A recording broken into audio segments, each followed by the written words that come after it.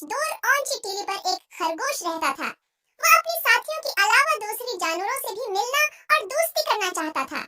एक दिन खरगोश अपने सुराख से निकलकर एक खेत में गया, जहां भूसे के ढीर में कुछ सुराख दिखाई दिए। एक सुराख से चूहा निकला, जिसने खरगोश को देखा तो बोला, आज किधर आ गए? तुम तो बहुत खूबसूरत हो, जबकि आमतौर पर खरगोश बस बदसूरत ही होते हैं।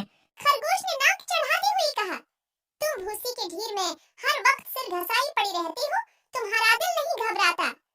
चूही ने जवाब दिया, इस घर में कभी तुम्हारी दावत करूंगा, क्या याद करोगे कि किस रईस से दोस्ती हुई है? दोस्ती का सुनकर खरगोश खुश हो गया।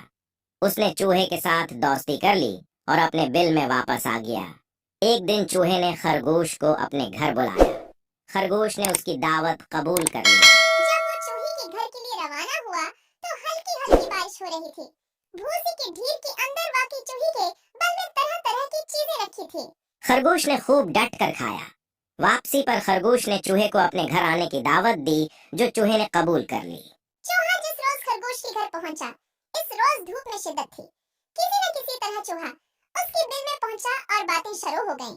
जब गर्मी और भूख की शिद्दत ने चूहे को तड़पाया तो वह बोला, कुछ खिलाओ पिलाओगे या सिर्फ बातों पर ही तड़खा दोगे? खरगोश ने जल्दी से कहा, मैं तवक्कल पर यकीन रखता हूँ, उसलिए दूसरी वक्त के लिए कभी बचा कर नहीं रखता।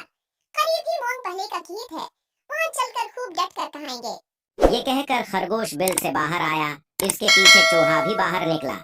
अभी वो खेत में पहुंचे ही थे कि खेत का मालिक अपने खूंखार कुत्ते के साथ इधर आ निकला। खरगोश ने चूहे से कहा, भागो वरना मारे जाओगे।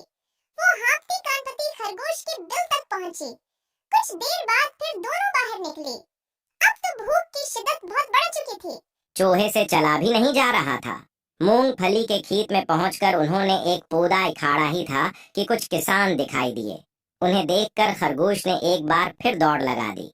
चूहा भी किसी न किसी तरह भागकर इसके बिल तक पहुंचा। अब चूहा थक चुका था, लेकिन भूख की खातिर तीसरी बार किस्मत आजमाई के लिए तैयार हो गया। जो ही वो खेत में पहुंची तो बटेर पकड़ने वालों ने खेत में जाल फैलाना शुरू कर दिया। ये देखकर वो दोनों डर गई और भागकर अपनी जानें बचाई। भूख की वजह से चूहा रोने लगा। इसने खरगोश से कहा, मैंने तुमसे दोस्ती इसलिए तो नहीं की थी कि भूखा मर जाऊं। यहाँ आकर मालूम हुआ कि खरगोशों की दोस्ती में सिवाय धोखे के और कुछ नहीं। मैं जा रहा हूँ।